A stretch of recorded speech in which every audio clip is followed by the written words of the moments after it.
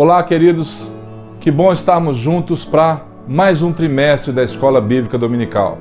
A reconstrução do templo é o nosso tema. Nós vamos começar hoje com a primeira aula. Daniel ora por um despertamento. Vamos orar? Pai, eu quero agradecer o Senhor nesse dia, porque todas as coisas cooperam para o nosso bem. Nós somos gratos ao Senhor por mais esse tempo que vamos ter.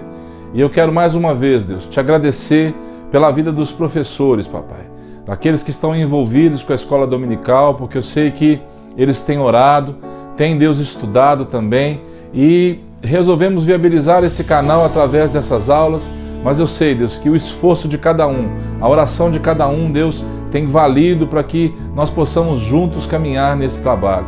A vida do pastor Cláudio, da Rosângela, do pastor Marco, Deus, da Valdineide, do pastor Paulo e da tia Cleide, as três são professoras, a Lúcia, meu pai, a minha esposa Juliana, o pastor Zé Márcio e a Betsaida, a Belarda e a Andréia, o Geraldo Macedo, pai. Obrigado, Deus, pela vida de cada irmão que o Senhor tem realmente, Deus, levantado para poder nos abençoar, Deus. Queremos ir em frente, Senhor, e te pedimos, vem conosco, papai, em nome de Jesus. Amém, queridos? Vamos lá, então, para o texto áureo da lição de hoje.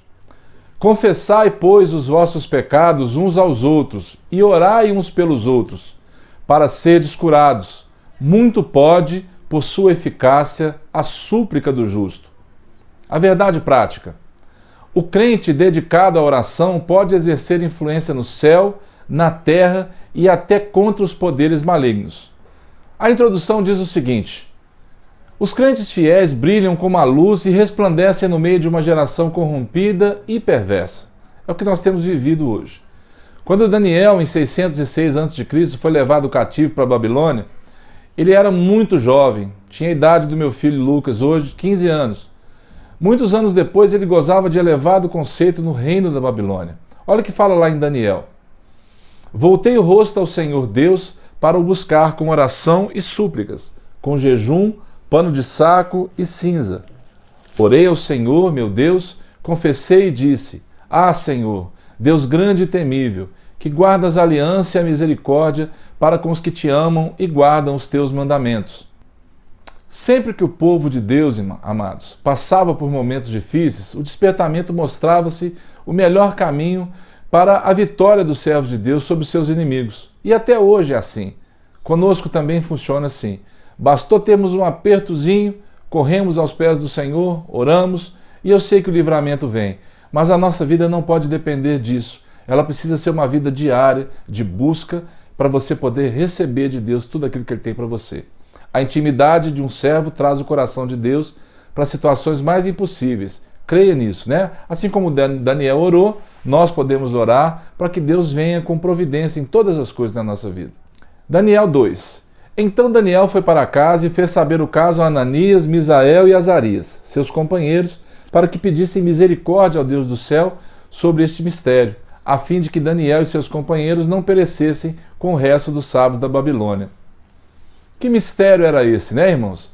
Aquele sonho que o rei tinha tido, e ele queria, além de que as pessoas interpretassem o que ele sonhou, né, ele queria que falasse sobre o sonho também. E Daniel foi lá conversar com os amigos dele e pediu que eles também ajudassem e pedissem misericórdia para Deus. A vida de Daniel, nós vamos estudar 3 tópicos mais importantes hoje. Daniel foi despertado para orar, irmãos. Nós vamos falar muito sobre despertamento, sobre homens de Deus, sobre atitudes de Deus nesse trimestre. A resposta às orações de Daniel e o resultado de um despertamento proveniente de Deus. Quando ele vai levantar, vocês vão ver, o rei Ciro. Deus levantou esse rei para abençoar o povo de Deus. A vida de Daniel. Ele vivia uma vida consagrada a Deus. Isso dava-lhe condições de orar e desenvolver uma comunhão profunda com o Senhor.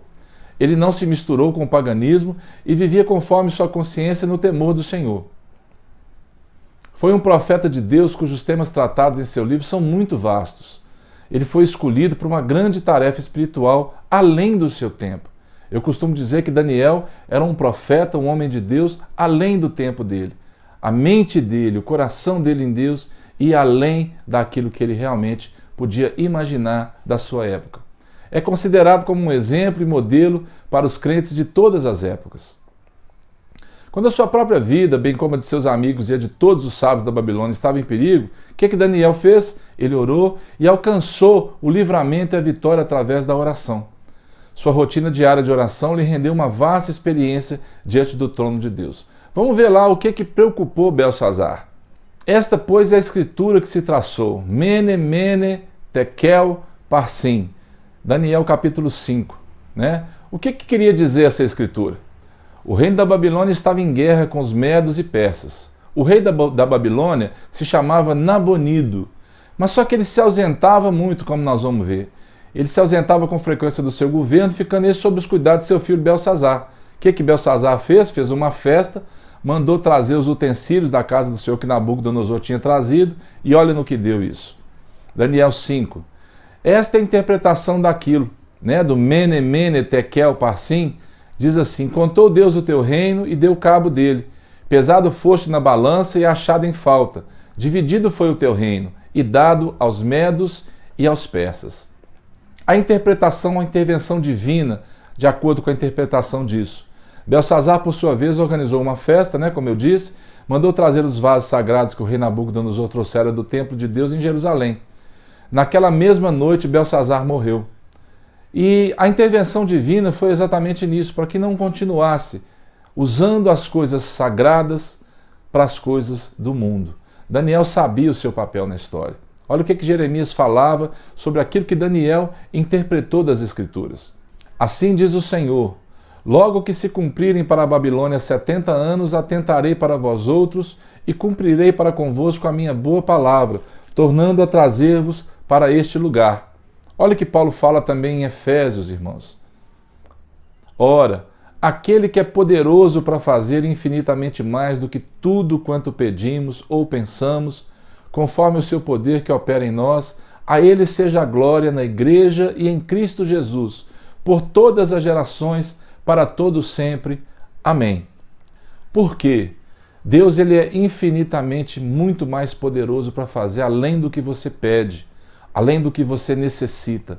Ele pode, de acordo com a tua oração, entrar em providência e fazer de você uma pessoa bem-sucedida naquilo que você for empreender. Independente da sua situação, Deus pode agir a seu favor. E é isso que eu quero que fique bem claro nessa aula de hoje. Deus entrando em providência nossa, do seu povo. O rei Ciro, um general de inteligência estratégica admirável, passou parte de sua vida desferindo ataques relâmpagos contra vários adversários, tanto próximos quanto distantes. Ele era um homem de guerra. E Jesus, ele é o Senhor dos exércitos. Amém? Isso é fácil para ele. Esses homens que a gente vê que guerrearam no mundo todo, na história do mundo, Deus faz parte da história, irmãos. Ou seja, a história faz parte do plano de Deus. Muitas coisas que aconteceram, nós sabemos que teve a intervenção de Deus, como nesse caso. Ele seria o cumprimento da promessa de Deus para o seu povo. Olha o que Isaías profetizou. Assim diz o Senhor ao seu ungido, a Ciro, a quem tomo pela mão direita, para abater as nações ante a sua face e para descingir os lombos dos reis, e para abrir diante dele as portas, que não se fecharão. Eu irei adiante de ti.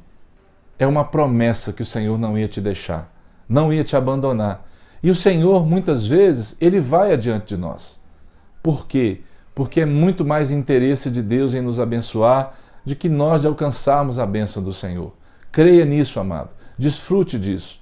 Ciro teve uma experiência pessoal com Deus no seu coração e passou a compreender as realidades de Deus que ele antes ignorava.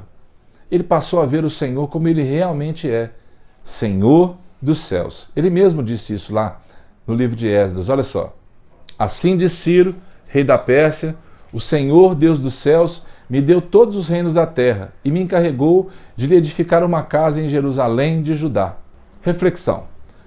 Nabucodonosor demorou a aprender essa lição. Lembra que Nabucodonosor foi parar na selva junto com os animais selvagens? Ele ficou doido da cabeça, ele não conseguiu, até que ele reconheceu quem era o Senhor.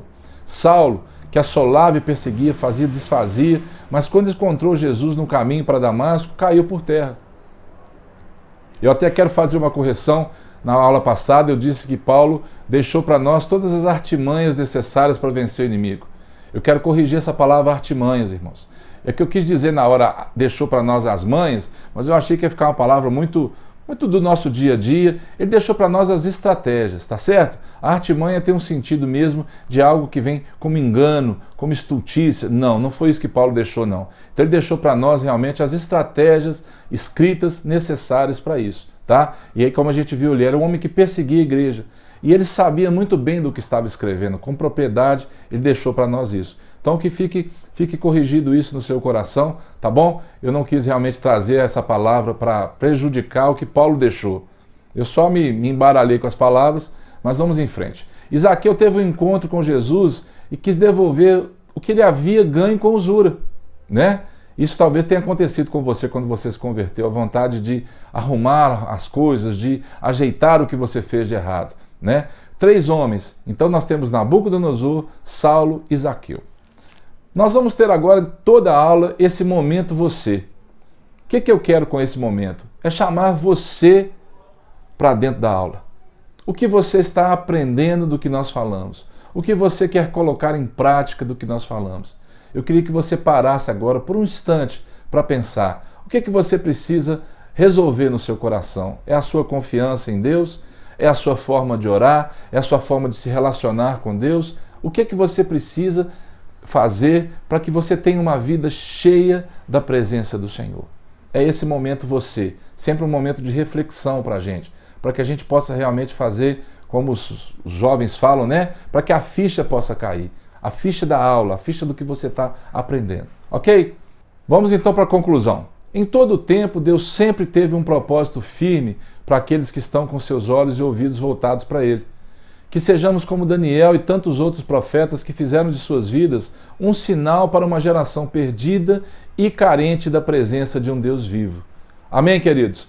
Que você seja essa pessoa, esse vaso cheio da unção, cheio da graça para levar para as pessoas, assim como Daniel levou para Sadraque, Mesaque e Abidnego, pessoas que conviviam com ele. Você possa ser nessa geração de hoje, uma geração carente da presença de Deus, uma geração que precisa conhecer Deus, que você seja boca de Deus, que você seja coração de Deus na vida de cada pessoa, no seu dia, na sua casa, na sua família, do seu relacionamento, ok?